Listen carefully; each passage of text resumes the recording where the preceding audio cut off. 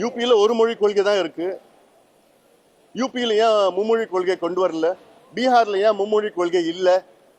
வட மாநிலங்கள் ஏன் மும்மொழி கொள்கை இல்லை? அங்க ஏழை மாணவர்கள்லாம் இல்லையா? தமிழ்நாட்டில் மட்டும்தான் இருக்கிறாங்களா?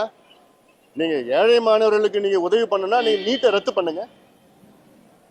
நீட்டு தேர்வு ஏழை மாணவர்களுக்கு எதிரானது, கிராமப்புற மாணவர்களுக்கு எதிரானது, சமூக நீதிக்கு எதிரானது, அரசு பள்ளி மாணவர்களுக்கு எதிரானது. எத்தனை நீட்டுனால எத்தனை பேர் வந்து தற்கொலை பண்ணிட்டு இருக்காங்க மாணவர்கள் மாணவிகள்லாம். இது வரைக்கும் கிட்டத்தட்ட 200-300 பேர் தற்கொலை, அவங்க உயிரை எடுத்துட்டு இருக்காங்க. ஏன்னா நீட்டுனால, மும்மொழி கொள்கைனால இல்லை, இருமொழி கொள்கைனால இல்லை. எப்படி வேணா வாதம் செய்யலாம். நாங்க சொல்றது தமிழ்நாடு வந்து இருமொழி கொள்கை வைத்து 60 ஆண்டு காலமாக வெற்றிகரமாக ஒரு மாநிலமாக உருவாகி இருக்கிறது. எதுக்கு நீ மாத்தணும்னு தெரியல. எத்தனை பேர் இங்க தமிழ்நாட்டுல இருந்து வட மாநிலங்களுக்கு போறாங்க, எத்தனை பேர் அங்கிருந்து வராங்க? எல்லாம் அங்கிருந்தா இங்க வராங்க தான். இங்க இருந்து யாரும் அங்க போறது கிடையாது.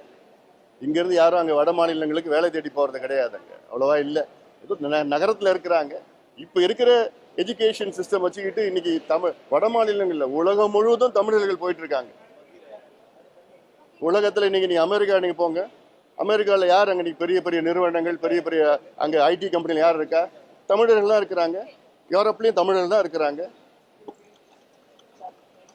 மொழி படிக்க தெரியாம போயிட்டு இருக்கிறாங்க. அது இருமொழி கொள்கையை வச்சுட்டு தான் வெற்றிகரமா இருக்கிறாங்க அங்க. அதனால அது திணிக்க கூடாது. ஹிந்தி கத்துக்கலாம், தப்பு கிடையாது. எந்த மொழி வேணா கத்துக்கலாம்.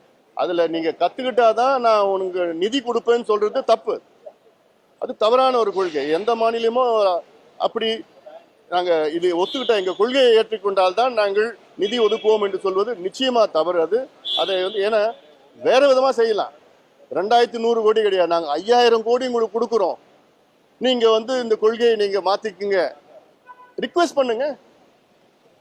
இல்ல நீங்க ஏத்துக்கிட்டாதான் நாங்க பணம் கொடுப்போம், நிதி கொடுப்போம்னா அப்போ இந்த 2100 ஏழை மாணவர்கள் சொல்றீங்கல்ல, இந்த 2100 கோடி ரூபாய் வராம எத்தனை ஏழை மாணவர்கள் பாதிக்கப்படுறாங்க?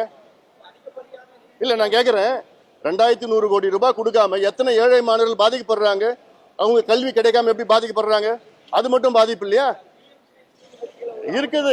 அதாவது எந்த திட்டம் இருந்தாலும், அது எந்த திட்டம்னாலும் கேட்கிறேன் நான்.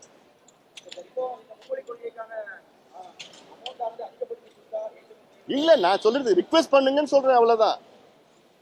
ஒரு மாநிலம் கொள்கையை ஏத்துக்கிறதும் ஏத்துக்காதும் அந்த மாநிலத்துடைய உரிமை. அது தமிழ்நாட்டில் பெரும்பான்மையான கட்சிகள் மக்கள் வந்து எங்களுக்கு இருமொழி கொள்கை போதும், மும்மொழி கொள்கை தேவையில்லை, அவசியமும் கிடையாது இன்னைக்கு.